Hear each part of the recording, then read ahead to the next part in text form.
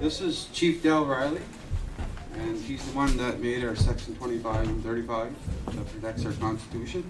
So I'm going to let you speak. Yeah, good. Now he's giving me opportunity to speak a little bit about myself. Well, just on that note, at this point, I think a couple of weeks ago, my son, he wrote the book, for him and I wrote the book over there, so if anyone's interested in learning about Aboriginal treaty rights, the book explains it probably better than anything that's going to come out in the future. We've just, my son told me we've won 397 cases in a row on Section 35. So that's important, and I've probably presided over 30 cases myself. I know I've won over 90% of them. And I guess that's one of the reasons I'm out here, is I'm helping out with a number of cases, and I think since January, and in court trials we've probably got nine people or so, 9 charges exonerated, and half a dozen or more of cases dismissed or just thrown out. They won't. They don't want to come to court with me. But in any event, I think what I'll do is I'll just talk a little bit about Section 35 and how it got in, and why I got involved. First of all, I'm a residential school survivor as well. I spent 9 years in prison as a 6-year-old, captured by the RCMP, and of course, I was lucky to get out alive. I'll just tell you that. But I put the whole story in the book as well. So I didn't pull any punches, and just so that nothing would be edited out, I bought the company. So you'll enjoy the book, and most people have said that they can't put the book down once they start to read it. But it's well written. I've had PhDs, lawyers go through it, and they couldn't find any place where they could make any significant changes. So the book is solid, and it's factual, probably less opinionated, but there are a few opinions in there. And but in any event, I'd been working on our inclusion into the Constitution about 7 or 8 years before it actually got into the Constitution in '82. See, at that time, I was also doing a lot of land claims research, and I probably helped 60 or 70 of them get resolved, including 3 from my own community. So we were sitting on a big pot of money there, and I could probably do a few more, but I just don't have that much time anymore. So I'm concentrating my time more on in reality, trying to get rid of Canadian racism. And we still live under Canada's Races and Indian Act, which is an apartheid document that was actually used in, I think, 38 different countries. And it's currently used against the Palestinians in the Middle East there. And the same kind of controls are in place over Indian people in Canada. So we really got no economy. And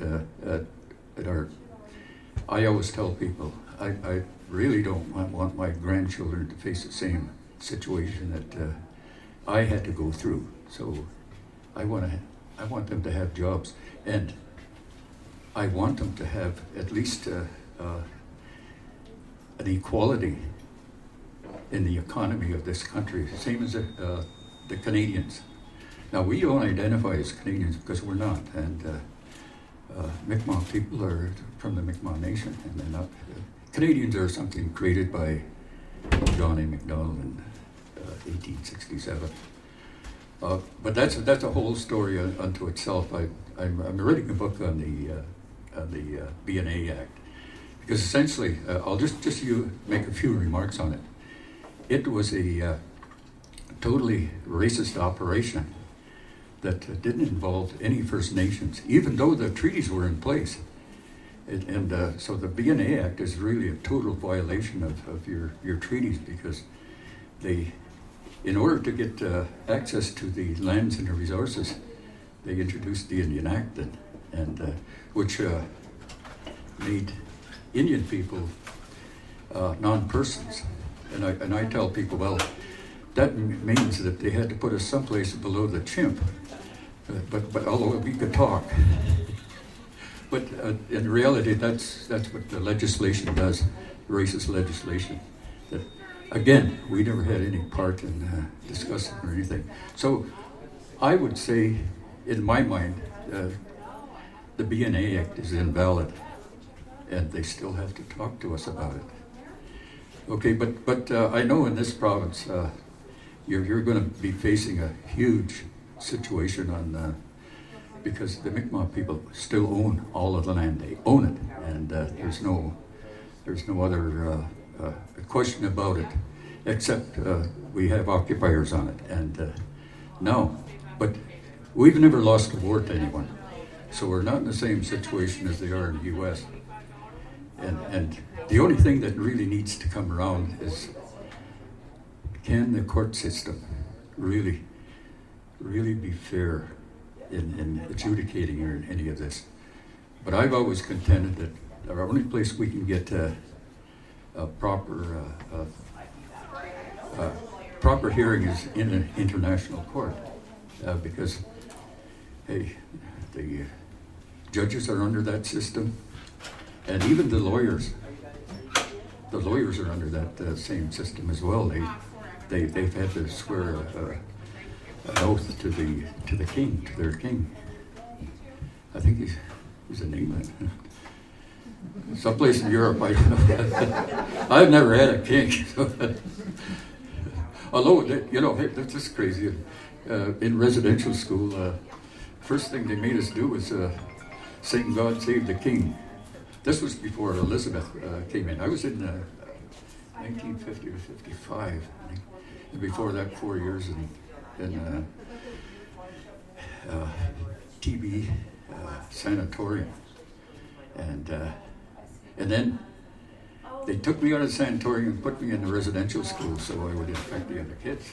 And I probably did. I couldn't, I don't know what happened, but a lot of the other kids were,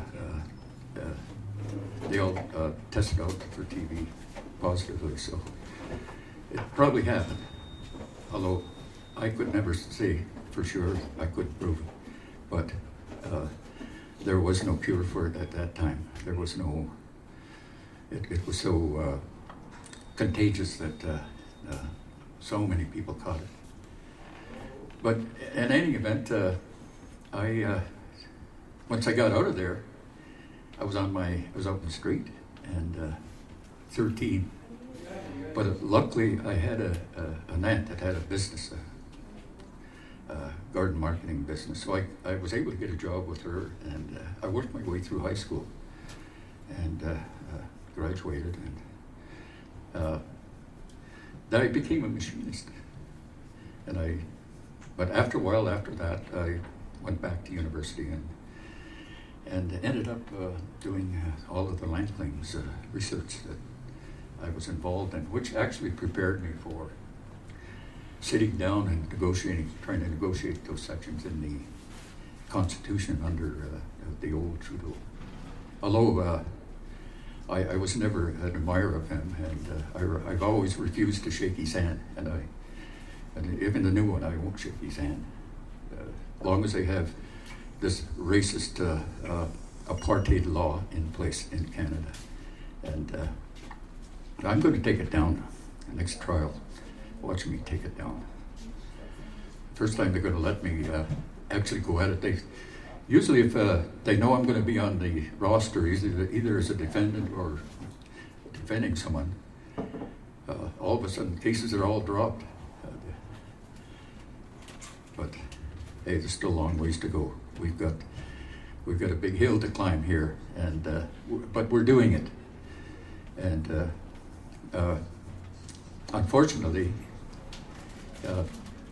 we've had a very difficult time trying to work through chiefs and councils, because when John E. MacDonald set up the Racist Indian Act, he didn't give them any authority. And a lot of them don't even realize it today, that they are the federal government. They aren't, they don't have Aboriginal treaty rights, and they shouldn't even be dealing with any lands or rights at all, because their whole existence is totally controlled by the Indian Act. And you know, some of them get angry with me, and and lately I found out for some reason they're afraid of me, and they shouldn't be, because all I do is I tell the truth. I tell them the real truth about the Indian Act, not just the positive side. And the only positive side is the program dollars that come. But the negative side is that they really don't have any authority as First Nations, unless they step out of the chair of their council seat. Actually, they shouldn't even be called councillor. They should be just called chairman. And the chiefs should be chairman, and councillors should be board members, because, again, they have no authority. And they're realizing that. None of them can pass any bylaws, if you've noticed, because if they pass one, that's the law of all of Canada. That's why they won't tell you, or that's why they won't pass anything. And so our people are kind of caught in the middle, and which brought me into the picture. And now I'm trying to at least push things a little further by using treaty and Aboriginal rights to begin to develop the economy for our people. And our people do need an economy. And as I said earlier, I don't want to see my grandkids have to go through what our people are currently going through, especially in the north. The conditions are pretty grim in those places. And I've seen it all, so. But looks like I'm going to be here for some time. And somebody said they had 54 cases. Hand them to me. I'll take care of them.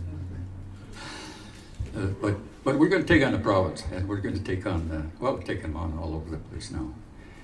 But we're just trying to, I always tell the government, I'm on your side. I want the same things as you. I want to eliminate all the racism in Canada, and so that everybody can at least exist and have opportunity to better their lives, their families, and all of us in terms of the economy, the jobs, even the jobs in government, and that's not happening right now. Look at Indian Affairs. You got 7,000 employees in Ottawa. Less than 3% are Indian in there, and all they do is concoct these onerous kinds of policies that they impose on their chief and council to implement. Well, and our people don't know, but we are finally beginning to learn, and this is kind of a job that I've taken on too. I'm trying to educate our people as much as I can about where they really stand and how powerful your treaty is. It is powerful. And one of the things we haven't quite done yet is look at not only what's written in the treaty, because that's only treaties in my mind are just an introduction. And you forced the Crown at the time to accept this treaty, not because the Indian people wanted the treaty there. They were forced to make the treaty with you, otherwise they would all been wiped out. In the East, I'm from Ontario. We fought off the Americans, but at the time, we were eliminating all the settlers too that were encroaching on our property. So we probably killed thousands. So that's why you got your treaty here. Is you could have wiped them all out, but at the same time, as that was happening, you had bounties on you from 3 different colonies. Actually, England had one on us too. In 1855, England actually had a bounty on us. It was, if I remember correctly, 40 pounds for a man and 20 pounds for a woman or child. So those, those were realities that we've had to come through. And unfortunately, the historians whoever wrote a lot of the narrative on this, wrote it sort of one-sided and didn't really write it from the First Nation or the Mi'kmaq Nation's viewpoint.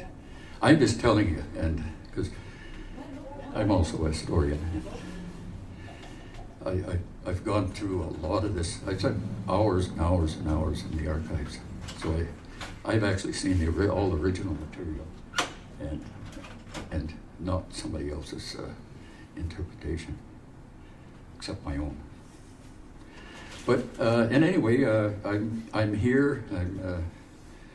Looks like I'm going to be around for a while, and I'm looking forward to meeting all of the people from Mi'kmaq Nation.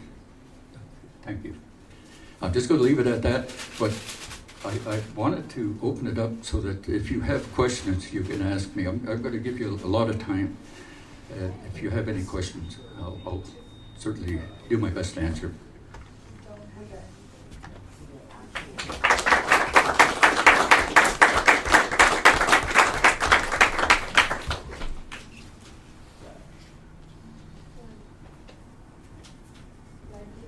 Yeah, here's just one thing. I can fully interpret section 25 and 35. I put it in the Constitution. I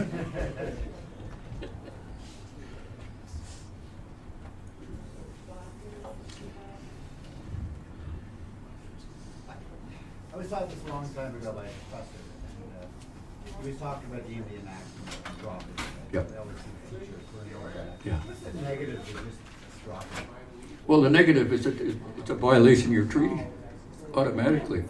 How can a government agency, which is the chief and council, deal with your land rights or your treaty rights? They can't. It has the rights of your nation now lie in each and one individual Mi'kmaq person, and but at this point, we haven't been able to sort of sit down and figure out how we can use that yet.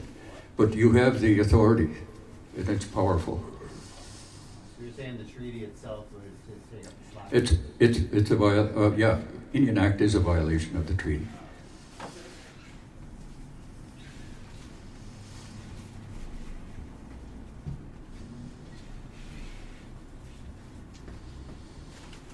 I know that's a lot to absorb. Hey, okay. So if you start like a place like this off reserve, Yeah. what measures can you take to help protect yourself to lessen, I guess, the harassment, from? Yeah, you got to stand up every time. Every time you face racism, let them know, and let them know how you feel. And that's the only way, that's, well, rather than picking up a gun, that's probably the way to do it in today's world. If we were to open a similar shop in the area, should we, put like information saying, hey, RCMP, or whoever, saying, hey, this is what we're doing, exercise now, right? We're letting you know what we're doing, out of courtesy. Yeah, well, it should inform, and they should have the courtesy to come and talk to First Nations people. Although the province has to talk through the federal government because they're only an administrative unit of the federal government. They have no kinds of authority on treaties or rights at all. And So, and in most cases, they don't know where they're at in any of this either. So, and I'm hoping I can help them out, help them understand it, and that's my intention.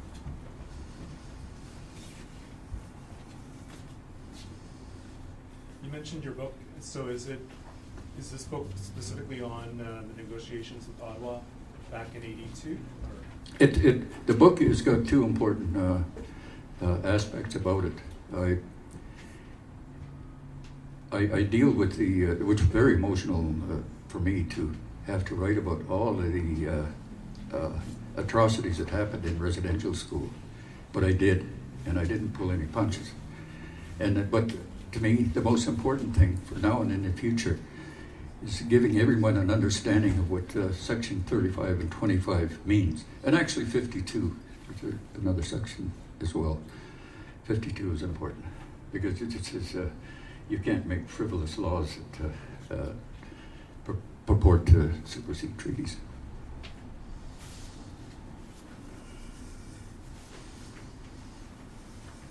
Do you recommend any strategies that we should have to kind of lessen the, I guess, harassment, the process, going through the harassment stage? I would suggest that everyone join the Mi'kmaq Rights Association, because that's probably going to be your most powerful voice on your rights. And that's all they concentrate is on your rights, and not on they let the chief and council handle the ghetto programs that the government give out.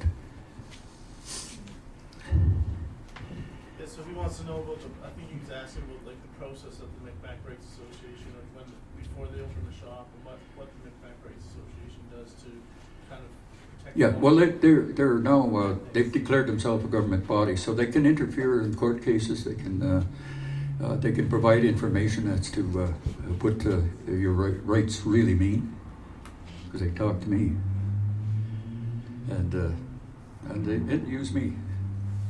Should we post like certain type of documents like Section 25 or 35 in front of like whatever business we have and say, hey, this is what we're doing? Exercising our rights? Yes, for now, yes, because it gives them understanding. And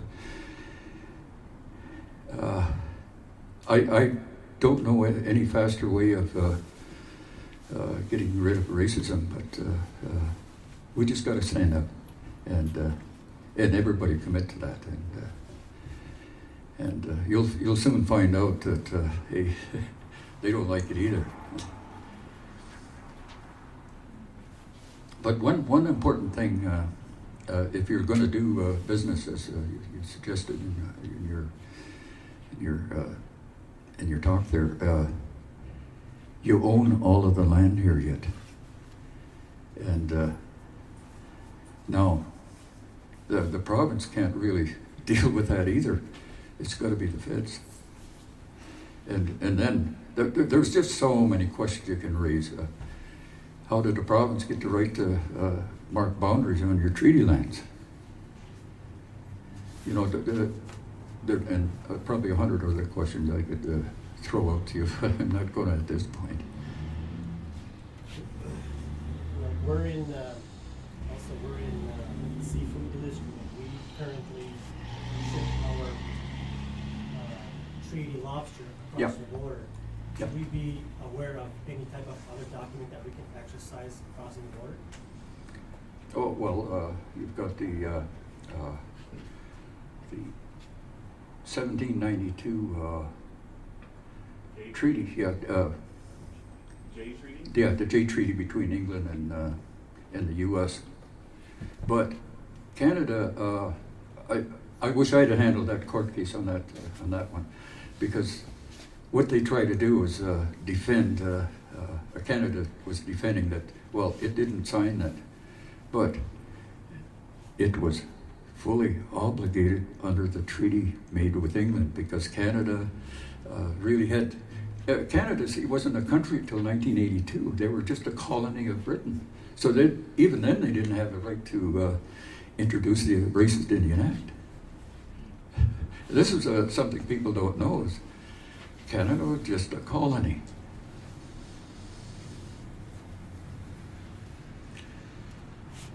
So it's gonna be a lot of questions, and a lot of questions that are raised from those things. And we learned, we get more harassment from, getting our product to the border. But once we get to the Yeah. border, like, hey, welcome, Yeah. to Merry Way. Yeah. Do you have any suggestions on how we can, minimize I- that harassment? Yeah, these are things that's just one issue that should be on the negotiating table. It's a very important one. It's very important for the Mi'kmaq people. And but how many chiefs and councils can you go to say, well, go negotiate this for me? You're going to have to go to the Rights Association, but you're going to have to build it too, to where it's credible now, very credible, and it has only one objective, one main objective, and that's to protect your rights.